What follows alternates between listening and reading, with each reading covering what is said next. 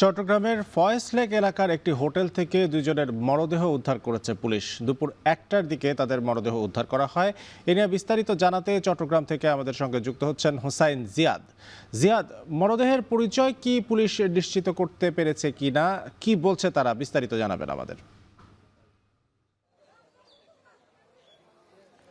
আরেফিন, ঘটনাটি বেশ চাঞ্চল্য তৈরি করেছে পুরো এলাকায়। বিশেষ করে ফয়েজ লেকের এই এলাকাটি বিনোদন কেন্দ্র হিসেবে পরিচিত। সারা দেশ থেকে বিনোদন প্রেমীরা ফয়েজ লেক দেখতে আসেন এবং এখানে এই বিনোদন কেন্দ্রকে ঘিরে বেশ কিছু হোটেল গড়ে উঠেছে।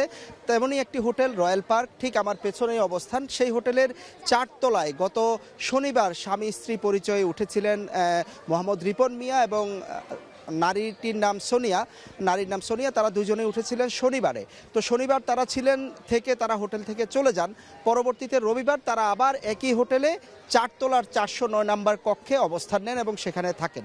আজকে সকালবেলা 7টার সময় তারা বের হয়ে যাওয়ার কথা, কিন্তু তারা যখন বের হচ্ছিলেন না, ঠিক দুপুর 12টার দিকে হোটেল কর্তৃপক্ষ তাদেরকে ডাকাডাকি করেন। এক পর্যায়ে তারা রুমের দরজা খুলে দেখতে পান যে স্বামী যে রিপন মিয়া তার মরদেহ ঝুলছিল ফ্যানের সাথে এবং স্ত্রী যিনি সোনিয়া তার মরদেহ বিছানায় পড়া ছিল এবং তার নাক মুখ দিয়ে আসলে ফেনা বেরিয়েছে। এই মুহূর্তে তারা উদ্ধার করেন, রিপন মিয়াকে উদ্ধার করে তারা হাসপাতালে পাঠানোর চেষ্টা করেন, জীবিত আছে সেটি মনে করে।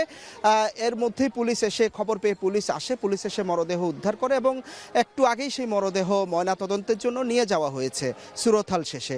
আমরা পুলিশের সাথে কথা বলেছি, তারা বলছিলেন যে এই ঘটনা একটি পারিবারিক কলহ, কারণ স্বামী রিপন মিয়ার সাথে স্ত্রী সোনিয়া দুজনেরই এটি দ্বিতীয় বিবাহ ছিল এবং এই স্ত্রীকে তিনি কিছুদিন আগে ডিভোর্স পেপার সেটিও পাঠিয়েছিলেন আদালতে, কিন্তু সেই পেপার স্ত্রী গ্রহণ করেননি। এর মধ্যে তাদের মধ্যে যোগাযোগ ছিল মূলত, যদিও দুজনে ডিভোর্সের লেটার পাঠানোর পর তারা আলাদাভাবে থাকতেন, কিন্তু তাদের মধ্যে এক ধরনের যোগাযোগ ছিল। পরিবারের পক্ষ থেকে বলা হচ্ছে যোগাযোগ যদিও তাদের মধ্যে ছিল, কিন্তু দুই পরিবারের মধ্যে এক ধরনের বিরোধও ছিল, বিশেষ করে ছাড়াছাড়ি কিভাবে হবে, অর্থ বিনিময়, এইসব বিষয়গুলো নিয়ে। তো গতকাল তারা দুজনেই পরিবারকে না জানিয়ে গত পরশুদিন তারা আসলে হোটেলে এসে ওঠেন এবং আজকে সেই মরদেহ উদ্ধার করা হয়। পুলিশ বলছে যে যেহেতু স্ত্রীর নাক মুখ দিয়ে ফেনা বেরিয়েছে সেটি বিষক্রিয়ার লক্ষণ, তবে তাকে কি হত্যা করা হয়েছে নাকি তিনি বিষপানে আত্মহত্যা করেছেন সেটি আসলে পুলিশ এখনো নিশ্চিত নয়। মরদেহ উদ্ধার করে নিয়ে যাওয়া হয়েছে, ময়নাতদন্তের পর বাকি ঘটনা আসলে পুলিশ জানবে।